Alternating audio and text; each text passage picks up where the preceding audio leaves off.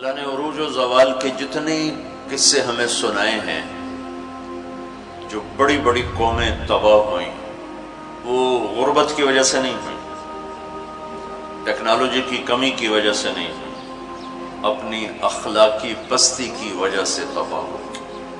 الم تر کیف فعل ربک بعاد ارم ذات العماد التي لم يخلق مثلها في البلاد، یہ ایک قوم۔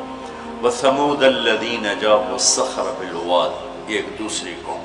وفرعون ذی الاوتاد، یہ ایک تیسری قوم۔ اللہ تعالیٰ کہہ رہے ذرا دھیان سے میری بات بھی سنو اور غور بھی کرو کہ تمہارے رب نے قوم عاد کے ساتھ کیا کیا، جن جیسا تیرے اللہ نے بنایا ہی نہیں تھا۔ وہ دنیا میں اتنا طاقتور انسان اللہ نے نہیں پیدا کیا، جن کی اوسط، ہماری اوسط عمر 40 ہے، ان کی اوسط عمر تھی 300 سال، 300 سال، 600-500 سال وہ زندہ رہتے تھے، بوڑھے نہیں ہوتے تھے، بیمار نہیں ہوتے تھے، بال نہیں سفید ہوتے، یوں درخت کو پکڑ کے اکھاڑ دیتے تھے، ہاتھ سے پکڑ کے اکھاڑ دیتے تھے۔ اتنی طاقت اللہ تعالیٰ نے ان کو عطا فرمائی۔ اللہ تعالیٰ فرماتے ہیں یہ کیوں ہلاک ہو گئے؟ سخر علیہم 7 لیال و8 ایام حسوما فترى القوم فيها صرعا كأنهم أعجاز نخل خاوية فهل ترى لهم من باقية۔ ایک اور آیت میں نے ساتھ شامل کی کہ اللہ تعالیٰ فرماتے ہیں وہ نافرمان ہوئے، ان میں طاقت کی کمی نہیں تھی، نافرمان ہوئے، سرکش ہوئے، آوارہ ہو گئے، اللہ کو بھی للکارا اور انسانی اخلاق کا دامن بھی تار تار کیا۔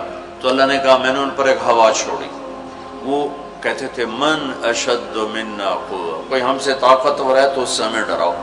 ان کے نبی تھے ہود علیہ السلام، وہ کہتے کوئی ہم سے طاقتور ہے تو ڈراؤ، ہمیں کس سے ڈراتے؟ من اشد منا قوة، کوئی ہے ہم سے زیادہ طاقتور؟ تو اللہ نے جواب دیا اولم يروا ان الذي خلقهم هو اشد منهم قوة وكانوا بآياتنا يجحدون۔ میرے نبی ہود آبی نے بتائیں کہ جس اللہ نے تمہیں نطفے سے اتنا بڑا انسان بنایا ہے نا، وہ تم سے زیادہ طاقتور ہے۔ اللہ تو نظر نہیں آ رہا، لہٰذا وہ کہتے ہو ہے ہی کوئی نہیں، ساڑھے جائے ہے ہی کوئی نہیں، کوئی دکھاؤ۔ جب وہ اکڑتے ہی گئے تو اللہ نے ایک ہوا چھوڑ دی۔ 7 لیال و8 ایام، 7 راتیں اور 8 دن، اور اس کائنات کی سب سے طاقتور مخلوق ہوا ہے، سب سے طاقتور۔ جب اللہ تعالیٰ نے زمین پیدا کی تو یہ امبیلنس تھی، تو اللہ تعالیٰ نے پہاڑ گاڑے تو بیلنس ہو گئی۔ فرشتوں نے کہا یا اللہ پہاڑ سے کوئی طاقتور مخلوق ہے؟ تو اللہ نے کہا لوہا کاٹ دیتے۔ تو فرشتوں نے پوچھا یا اللہ لوہے سے طاقتور کوئی مخلوق ہے؟ تو اللہ نے فرمایا آگ ہے جو اسے پگھلا دیتی۔ تو فرشتوں نے پوچھا یا اللہ آگ سے طاقتور کوئی مخلوق ہے؟ تو اللہ نے فرمایا پانی جو اسے بجھا دیتا ہے۔ فرشتوں نے پوچھا یا اللہ پانی سے طاقتور کوئی مخلوق ہے؟ تو اللہ نے فرمایا ہوا ہے جو اسے بخارات بنا کے اڑا دیتی۔ تو ہوا اس کائنات کی اللہ نے سب سے طاقتور مخلوق بتائی ہے۔ اب عجب بات بتاؤں، فرشتوں نے پوچھا یا اللہ ہوا سے بھی طاقتور کوئی چیز ہے؟ آپ حیران ہو گئے سن کے اپنے نبی کی بات۔ تو یا اللہ ہوا سے بھی طاقتور کوئی مخلوق ہے؟ اس کائنات میں ہوا سب سے طاقتور چیز۔ اللہ نے کہا میرے بندے کا میرے نام پہ ایسے خرچ کرنا کہ کسی کو پتہ نہ چلے کہ اس نے خرچ کیا، ایسے دے کہ کسی کو پتہ ہی نہ چلے، تو اللہ نے کہا کہ یہ میرے بندے کا میرے نام پہ خرچ کرنا یہ اتنا طاقتور عمل ہے کہ ہوا بھی اس کے آگے جھک جاتی ہے، چونکہ یہ عمل میرے غصے کو بجھا دیتا، میرے غصے کو ٹھنڈا کر دیتا۔ اللہ کے غصے کو ٹھنڈا کرنے والی چیز اللہ کے نام پہ خرچ کرنا۔ مسلمان کنجوس نہیں ہوتا، بخیل نہیں ہوتا۔ تم لوگ کمال سمجھتے دوسرے کی جیب سے کھانا، کیونکہ ہم اس دور سے گزرے، دوسرے کی جیب سے کھانا، اور اللہ تعالیٰ کمال دیکھتا ہے کہ اپنی جیب سے کھلا، خود بھوکا رہ کے اوروں کو کھلا۔ ایک دفعہ شیطان ملا کسی عابد کو، تو اس نے کہا آج جو پوچھو گے نا سچ بتاؤں. شیطان کہ اچھا ایک بتا دے، تیرے یار کتنے، تیرے دوست کتنے؟ کہنے لگا 3. کون؟ کہ ایک جو غصے والا، غصہ تو سب میں ہے، جس کو غصے پہ کنٹرول نہ ہو، پھٹ جاتا ہو پھٹ جاتا ہو پھٹ جاتا ہو. غصہ سب کو آتا ہے، کھوتے نو غصہ آ جاتا ہے انسان تو انسان. غصہ آنا نیچرل ہے، نہ آئے تو پریشانی کی بات ہے. غصے کو پینا نہیں، برداشت نہ کرنا، اس سے معاشرہ ٹوٹتا ہے. تو اس نے کہا غصے والا بڑا اچھا میرا یار ہے پکا. دوسرا نشہ کرنے والا، شراب پینے والا میرا بڑا گھاٹا یار ہے. اور تیسرا بخیل کنجوس میرا بڑا یار ہے. اور اگلی عجیب بات بتاؤں کہ اگر بدقسمتی سے یہ تینوں باتیں کسی میں اکٹھی ہو جائیں کہ وہ کمبخت غصہ بھی میں بھی پھٹتا ہو، شراب بھی پیتا ہو، بخیل بھی ہو، شیطان اس کا مرید ہوتا ہے اور وہ پیر ہوتا ہے، وہ ایسی خطرناک بلا بن جاتا ہے. مسلمان کا صدقہ عادت ڈالو بچوں، خرچ کرنے کی عادت ڈالو. سخی کا کبھی ہاتھ تنگ نہیں ہوگا، اللہ اس کو اپنے خزانوں سے دیکھا. لیکن آج کل ماں باپ سکھاتے ہیں گنجائش کرو گنجائش کرو، جمع کرو جمع کرو، کجیاں میں پیسے ڈالو. اور تم اللہ کے نام پہ لگانا سیکھو، اللہ تمہیں وہاں سے دے گا جہاں سے وہم و گمان بھی نہیں. انفق ولا تخش من ذی العرش اقلالا، خرچ کر اور عرش والے سے تنگی کا ڈر نہ کر. اس مراد فضول خرچی نہیں، اللہ کے بندوں پہ خرچ کرنا، ضرورت مندوں پہ خرچ کرنا. تو اللہ کے نام پہ صدقہ اس کائنات کی سب سے طاقتور چیز، جو کہ ہوا کو بھی سے اوپر اللہ نے بیان کیا، اور اللہ نے کہا یہ تیرے رب کے غصے کو بجھا ٹھنڈا کر دیتی. اللہ نے ہوا چھوڑی اور اس قوم کو تہس نہس کر دیا. ان کے قد ہوتے تھے 50 فٹ 60 فٹ 40 فٹ کے قد ہوتے تھے. تو ہوا نے ان کو ایسے اٹھایا، بگولا چلتا رہا ایسے ہی، تو آپس میں ان کے سر ٹکراتے تھے، ٹھا ٹھا ٹھا ٹھا ٹھا ٹھا، یہاں تک ان کی کھوپڑیاں پھٹ گئیں، ان کے دماغ نکل گئے. پھر پٹک کے زمین پر مارا، دھڑ الگ ہو گئے، سر الگ ہو گئے. اس کے پیچھے تباہی کی وجہ نہ پیسے کی کمی نہ ٹیکنالوجی کی کمی اس دور کی. وَثَمُودَ الَّذِينَ جَابُوا الصَّخْرَ بِالْوَادِ. پھر اللہ نے کہا ایک اور قوم آئی جنہیں پتہ چلا کہ ہود علیہ السلام کی قوم پر ہوا چلی تھی، لہٰذا ہم کیا کریں گے، پہاڑوں میں گھر بنائیں گے. تو وہ سعودی عرب میں وہ علاقہ میں نے دیکھا ہے جہاں انہوں نے پہاڑ کھود کے گھر بنائے. پہاڑ کھود کے اندر پورا پہاڑ کھودا ہوا، بیچ میں گھر. انہوں نے کہا یہاں تو ہوا آ نہیں سکتی، ہوا پہاڑ کو کہاں سے اٹھائی، لہٰذا وہ مستی میں آ گئی. وَثَمُودَ الَّذِينَ جَابُوا الصَّخْرَ بِالْوَادِ. پھر وہ للکارنے لگے، لیا ہوا لیا ہوا. تو اب وہ اللہ کو عاجز سمجھا. تو اللہ نے کیا کیا، فَانظُرْ كَيْفَ كَانَ عَاقِبَةُ مَكْرِهِمْ أَنَّا دَمَّرْنَاهُمْ وَقَوْمَهُمْ أَجْمَعِينَ فَتِلْكَ بُيُوتُهُمْ خَاوِيَةً بِمَا ظَلَمُوا إِنَّ فِي ذَلِكَ لَآيَةً لِقَوْمٍ يَعْلَمُونَ وَأَنجَيْنَا الَّذِينَ آمَنُوا وَكَانُوا يَتَّقُونَ. کیا کیا اللہ تعالیٰ نے، ایک فرشتہ بھیجا جس نے آ کر ایک چیخ ماری. آواز بہت طاقت ہے، ساؤنڈ سے کتنی تباہیت. اس نے ایک چیخ ماری، ان کے کلیجے سب کے پھٹ گئے، چہرے ان کے نیلے پڑ گئے، اور وہ ایک دن میں سارے اللہ تعالیٰ نے مٹی کا ڈھیر بنایا، انہیں دفن کرنے والا کوئی نہ بچا. یہ کیسے تباہ ہوئے؟ ان کی تباہی کے پیچھے نہ ٹیکنالوجی کی کمی ہے نہ طاقت کی کمی. ایک تیسری قوم، وَفِرْعَوْنَ ذِي الْأَوْتَادِ. فرعون جو اس زمانے کا اتنا بڑا بادشاہ تھا کہ انسانی تاریخ میں صرف ایک انسان پیدا ہوا ہے جس نے کہا میں رب ہوں. یہ بات دنیا میں کسی نے نہیں کی. سجدہ تو مسلمان بادشاہ بھی کرواتے تھے، یہ مغلوں کو سجدے ہوتے تھے، یہ ہمارے مغلیہ بادشاہ تھے، اورنگزیب نے آ کر اسے ختم کیا. تو سجدے تو مسلمان بادشاہوں کو بھی ہوتے رہے اور کافروں کو بھی ہوتے رہے، لیکن میں ہی رب ہوں یہ بات ایک انسان نے کی، وہ ہے فرعون. فَقُلْ هَلْ لَكَ إِلَىٰ أَن تَزَكَّىٰ وَأَهْدِيَكَ إِلَىٰ رَبِّكَ فَتَخْشَىٰ فَأَرَاهُ الْآيَةَ الْكُبْرَىٰ فَكَذَّبَ وَعَصَىٰ ثُمَّ أَدْبَرَ يَسْعَىٰ فَحَشَرَ فَنَادَىٰ فَقَالَ أَنَا رَبُّكُمُ الْأَعْلَىٰ. اللہ اکبر. کہنے لگا میں سب سے بڑا رب ہوں. یہ صرف ایک انسان کا دعویٰ. کتنی اللہ نے اس کو طاقت بخشی. بچے ذبح ہو رہے ہیں، کوئی اف نہیں کر سکتا، اف نہیں کر سکتا، کوئی جلوس نہیں نکال سکتا۔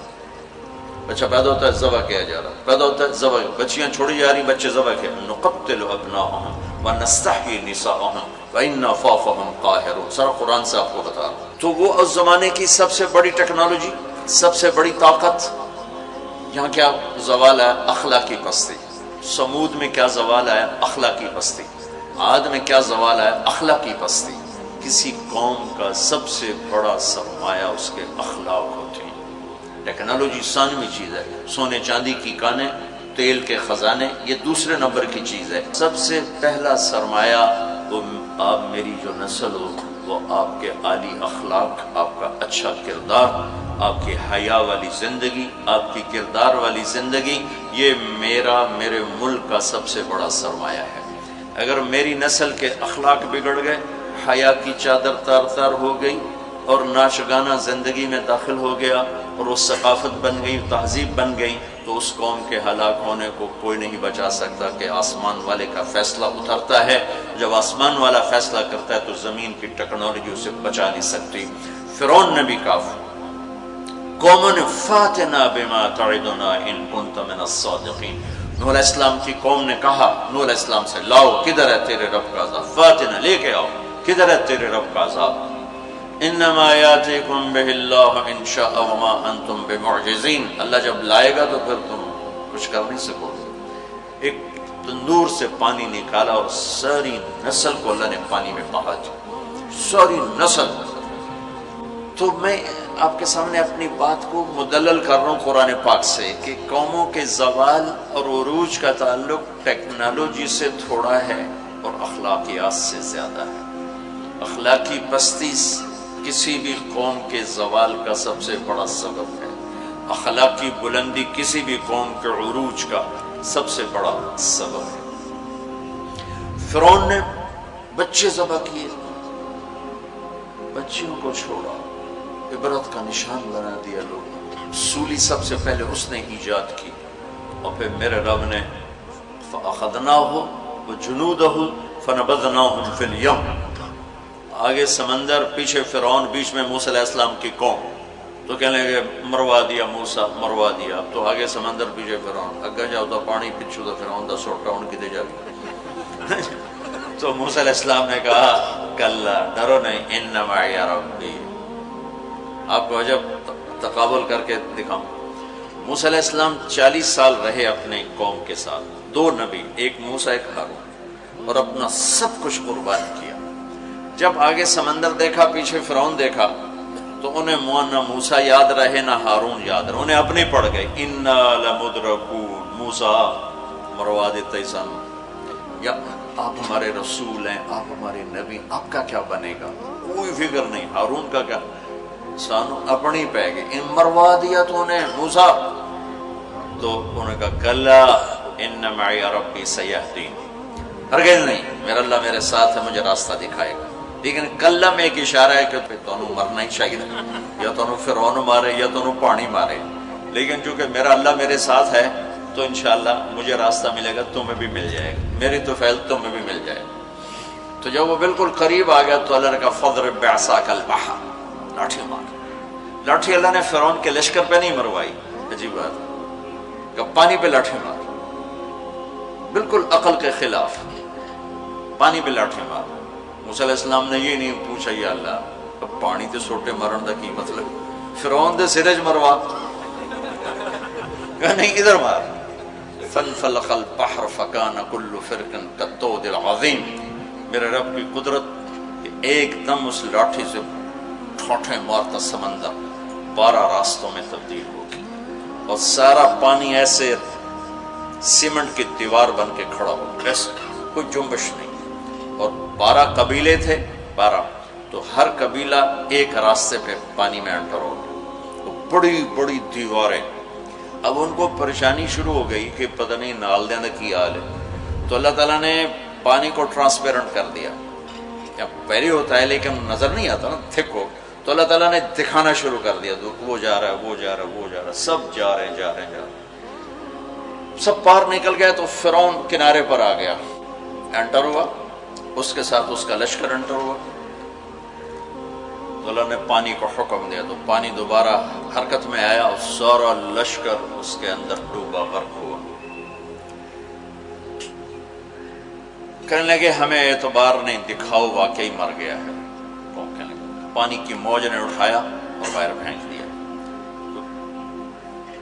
موت کو دیکھ کے نبی بھول گیا 40 سال جنہوں نے محنت کی۔ ہمارے نبی ہجرت کے لیے گھر سے نکلے جمعہ کی رات 27 صفر، نبوت کا 14واں سال اور جمعہ کی رات تھی۔ تو ابو بکر رضی اللہ تعالیٰ عنہ نے عرض کی یا رسول اللہ میں نے ایک غار ڈھونڈا ہوا ہے، وہاں چل کے چھپتے ہیں، پھر جب ہماری طلب کوئی مدھم ہو جائے گی پھر ہم نکلیں گے۔ چلو اب کبھی آگے چلیں کبھی پیچھے، کبھی ہمارے نبی کے آگے ہوں کبھی پیچھے ہوں، کبھی آگے ہوں کبھی پیچھے۔ تو آپ نے فرمایا کہ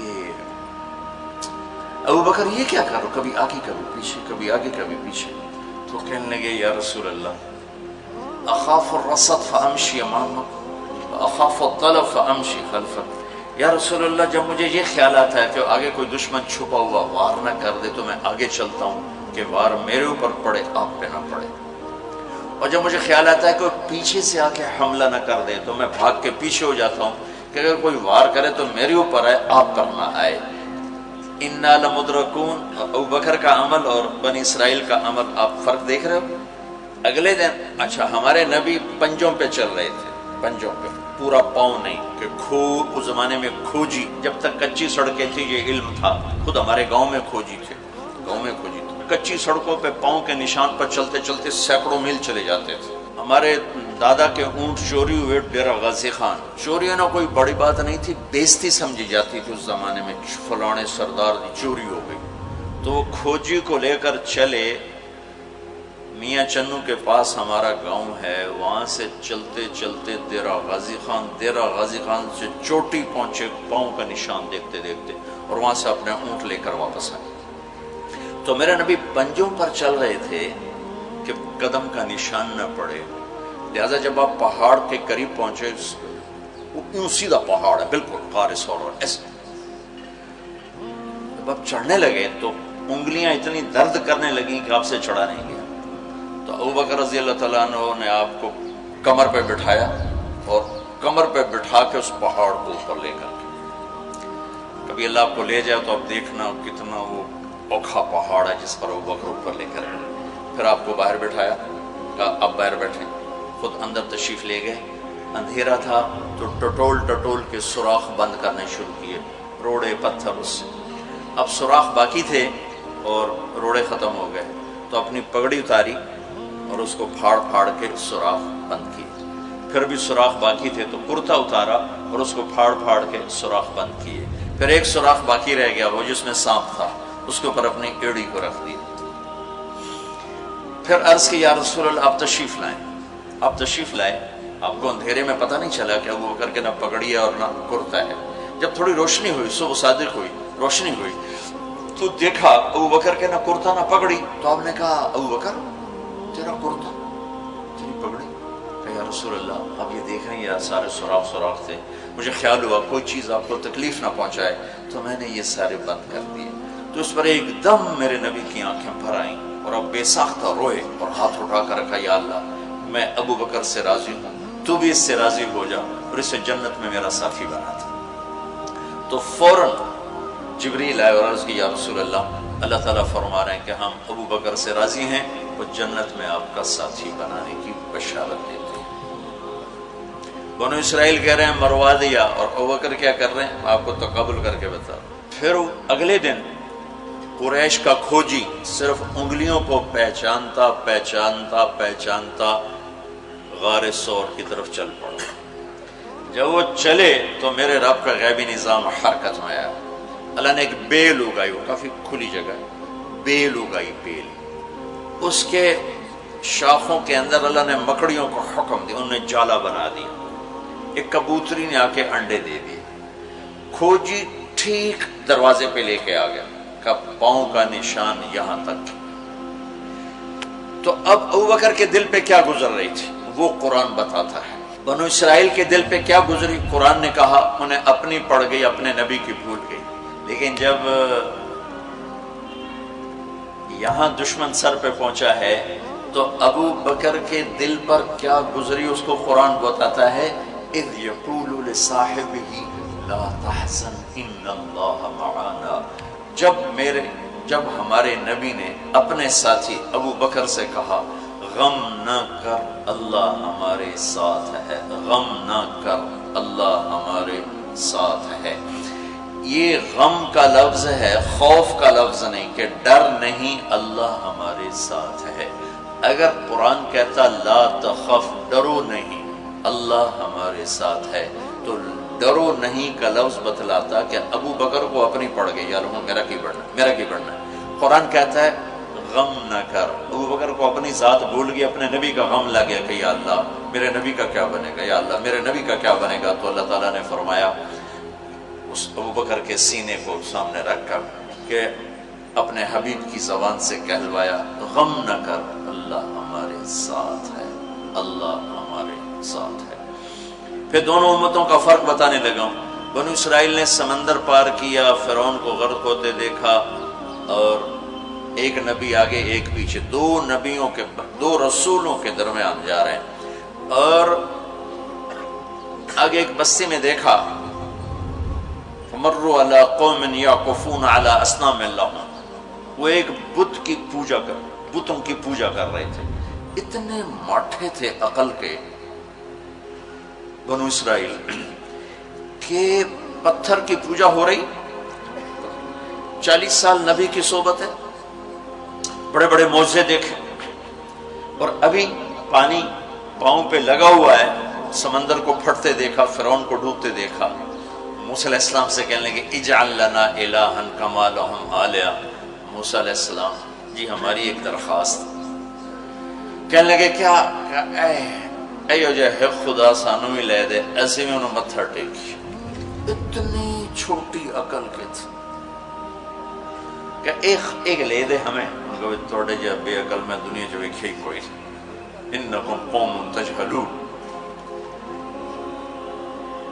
ہمارے نبی دنیا سے تشریف لے گئے، فوت ہوئے 12 ربیع الاول 7 جون 633 عیسوی 11 ہجری، پیر کا یہ تقریباً یہی ٹائم ہے، اس سے تھوڑا سا آگے، زور سے پہلے۔ اب دنیا سے تشریف لے گئے، انتقال فرما گئے۔ صحابہ پہ عجیب و غریب کیفیت طاری ہوگی۔ عمر رضی اللہ عنہ نے تلوار نکال لی، جو کہے گا اللہ کا نبی فوت ہو گیا قتل کر دوں گا، وہ فوت نہیں ہوئے، اللہ کے پاس گئے، واپس آئیں گے۔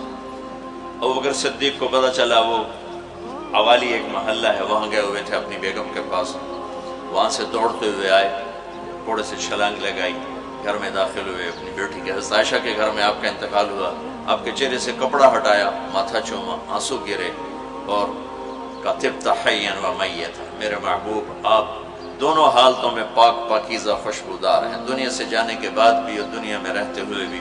پھر تشریف لائے تو عمر کی آواز گرجدار، کوئی نہ کہے میرے نبی فوت ہو گئے۔ ممبر پر آ کر کھڑے ہوئے کہا عمر بیٹھ جاؤ۔ عمر کہنے لگے میں نہیں بیٹھتا۔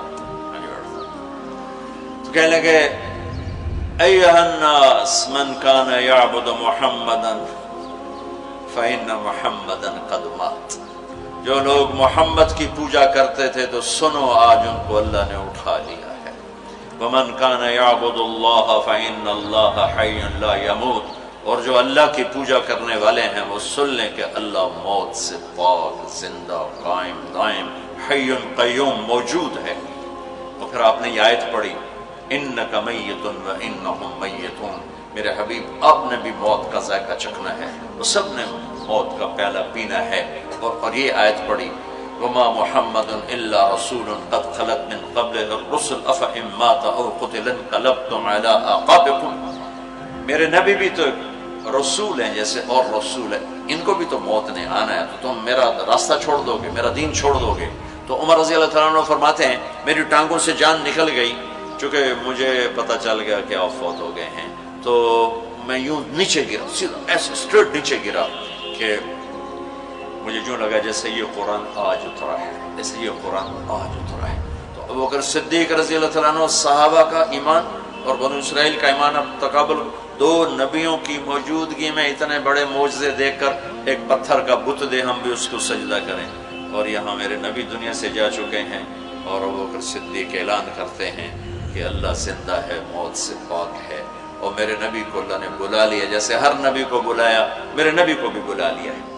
پہلی امتوں کو 2 نمازیں، ہمیں 5۔ پہلی امتوں کی مسجد کوئی نہیں، ہماری مسجد۔ پہلی امتوں کی اذان کوئی نہیں، ہمیں اذان دی۔ اور اذان اتنا بڑا عمل بنا دیا میرے نبی نے کہ آپ نے فرمایا کہ اذان دینے والا قیامت کے دن سب سے اونچے مقام پر کھڑا ہوگا۔ حضرت علی فرمایا کرتے تھے کاش میں اللہ کے نبی سے حسن حسین کے لیے مسجد نبوی کی اذان مانگ لیتا، یہ حضرت علی فرمایا کرتے تھے۔ اور جنگ قادسیہ میں مؤذن زخمی ہو گیا تو اذان دینے کے شوق میں سردار آپس میں الجھ گئے، کہتا میں دوں گا، کہتا میں دوں گا، پھر قرہ اندازی ہوئی جس کا نام نکلا اس نے اذان دی۔ حضرت عمر فرمایا کرتے تھے اگر میں امیر المومنین نہ ہوتا، اگر میں خلیفہ وقت نہ ہوتا تو میں مسجد نبوی کا مؤذن بننا پسند کرتا۔ کسی کو اذان نہیں ملی، ہمیں اذان۔ پہلا مؤذن بلال بنا، پہلے مؤذن اللہ نے بلال کو یہ عزت عطا فرمائی۔ دنیا میں یہ ہے اور آخرت میں یہ ہے کہ میرے نبی نے فرمایا کہ جب جنت میں جانے کا وقت آئے گا تو جنت کی میرے لیے سواری لائی جائے گی، میں اس سواری پہ بیٹھوں گا تو اس کی جو وہ رسی ہوگی وہ ایسے نیچے گر جائے گی، نیچے گرے گی۔ اس رسی کے یعنی اس کی جو لگام ہوتی ہے وہ نیچے گرنے کا مطلب ہے یہ ایسے نیچے گر گئی۔ اب نیچے گرنے کا مطلب ہے کہ اس کی ڈرائیونگ میرے نبی نے نہیں کرنی، کوئی آنے والا ہے، کوئی ڈرائیور آنے والا ہے جو رسی پکڑ کے چلے گا، کوئی کوچوان آنے والا ہے جو اس کو پکڑ کے چلے گا۔ رسی کا گرنا ایک انڈیکیشن ہے کہ کوئی نصیب والا اب آئے گا۔ جب آپ کی سواری کھڑی ہوگی، رسی نیچے ہے، تو اب سب کی گردنیں ایسے ہوں گی، کون، سب قیاس کر دیں کون کون کون۔ اللہ کی طرف سے اعلان ہوگا بلال کو بلایا جائے، بلال بلال۔ تو بلال آپ کی سواری کی لگام پکڑیں گے اور آپ نے فرمایا کہ سب سے پہلے میں جنت میں جاؤں گا وہ بلال میرے ساتھ ہوگا، میری سواری کی لگام پکڑ ہو جائے گا۔ تو ہمیں اذان ملی، کسی امت کو اذان نہیں ملی۔ ہمیں 5 نمازیں ملی، کسی امت کو نمازیں 2 نمازیں، ایک فجر کی 2 رکعت، عصر کی 2 رکعت۔ باجماعت نہیں، ان کو اپنی کتاب یاد نہیں، ہمیں قرآن یاد ہے۔ میرے مدرسے میں ایک بچہ اب ماشاءاللہ امریکہ میں وہ پڑھا رہا ہے، اس نے 30 دن میں قرآن یاد کیا۔ صبح یاد کرتا تھا، شام کو تراویح میں سناتا تھا۔ میرے مدرسے کا بچہ ہے، صبح بیٹھ کے مغرب تک پورا سپارہ یاد کر کے اور عشاء کو تراویح میں سنا دیتا تھا۔ اللہ نے میں ایسا قرآن دے دیا کہ 1 مہینے میں بھی یاد ہو جاتا ہے۔ 3 دن میں بھی ایک بزرگ نے یاد کیا، 3 دن میں قرآن یاد کیا۔ اللہ نے ہمیں قرآن کی دولت عطا فرمائی، پڑھنے کے لیے 5 نمازیں عطا فرمائی، تہجد کی نماز عطا فرمائی، اوابین کی نماز دی، اشراق کی نماز دی، چاشت کی نماز دی۔ نماز کے کتنے دروازے کھول دی۔ اور میرے نبی کی آخری نصیحت تھی میری امت نماز نہ چھوڑنا، نماز نہ چھوڑنا، نماز